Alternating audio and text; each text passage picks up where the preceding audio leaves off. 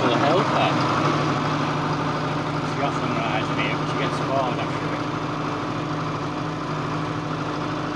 So we're picking up silage bales. The trailer on. The mud is from picking up some last year's bales, which a neighbour wanted a couple of loads from last year because I was selling a few of them off. I still have about 50 left, but from last year. And I don't know how many there is, it's hard to say. This is my second field, the smaller one, only had 39 bales on it, which I was a bit surprised by. So I'm thinking, I'm revising my estimate down. It's just really hard to catch them, count them, sorry.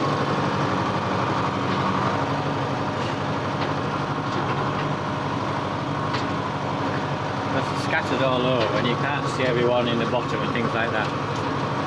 But there's quite a few on here, there's no doubt about that.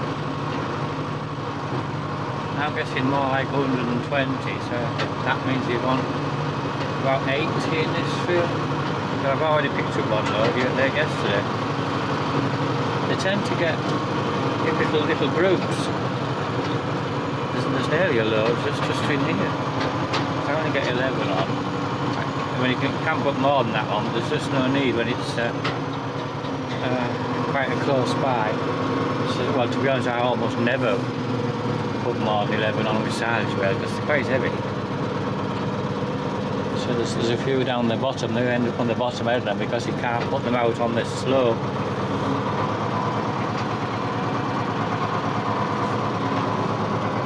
So anyway, we'll let the trailer off here.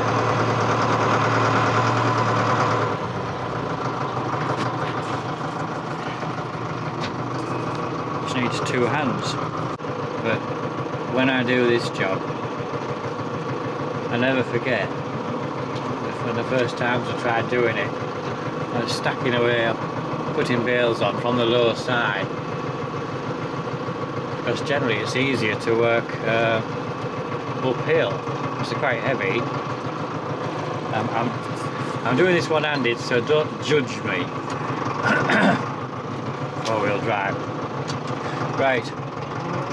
But if you put them on the low side of your trailer first,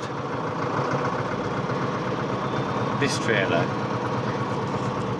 it can just tip over. So I happily put 2 bales on. That was all right. Then put my 3rd one on. Then the trailer tipped over and tipped them off on the field. But all was well. The trailer just dropped back down again, and the bales were all right.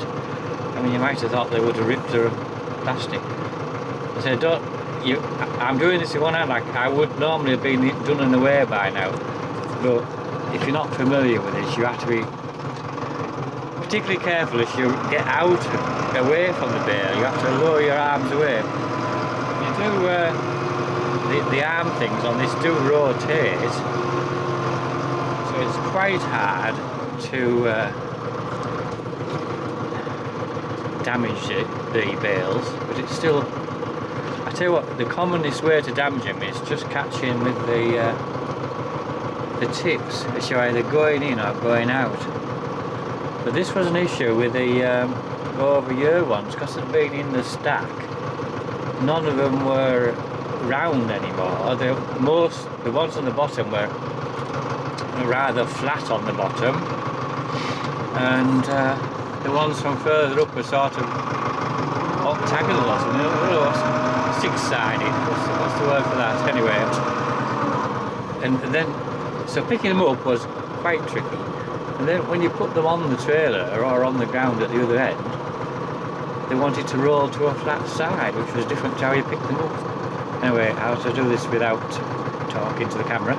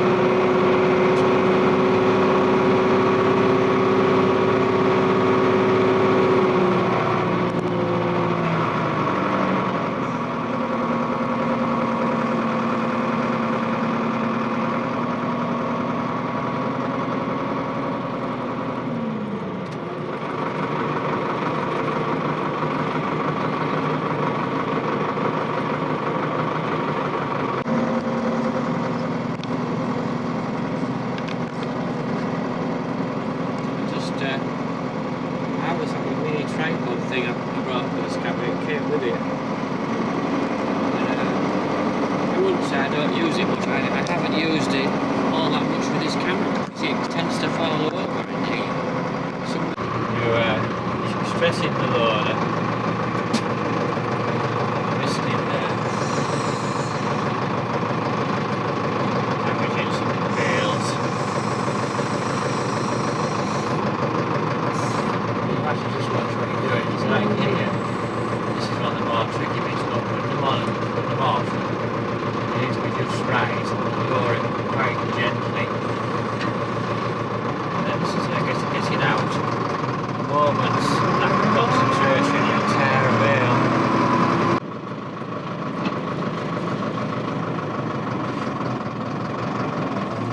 This is never the easiest part because this tractor's an annoying way of only just going low enough to get under the hook, even though the trailer is on a block of wood that's firmly attached. Doesn't always go low enough to get under it. But it has this time. It's actually hitting the ground. It does go low enough, but it tends to stick when it gets to the bottom. It's something to do with the geometry of the link arms. When we first got it, it wouldn't go low enough at all. It literally wouldn't go down that low.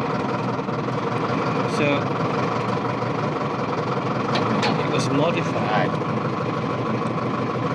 mean, you shouldn't really have to do that. Modify it. It should be able to work. Obviously, it's a standardised link pickup winch.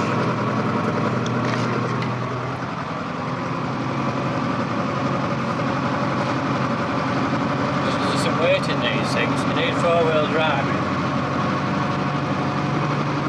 I don't like going far on the road with these on, I'm absolutely paranoid that sooner or later we'll have a puncture on the trailer.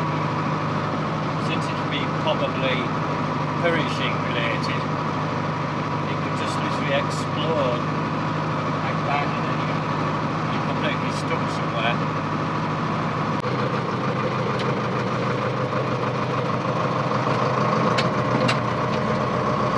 Hitching.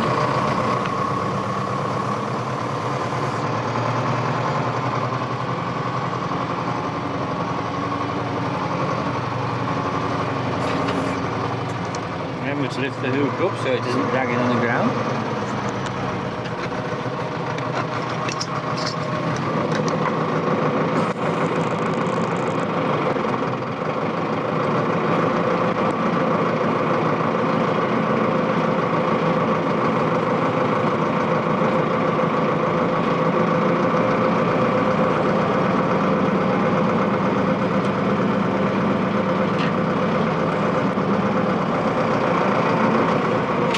Driving, I think once we're in first gear, you need the revs, so you have time to manipulate it. It's a bit bumpy here because of the rubs from getting the bales before.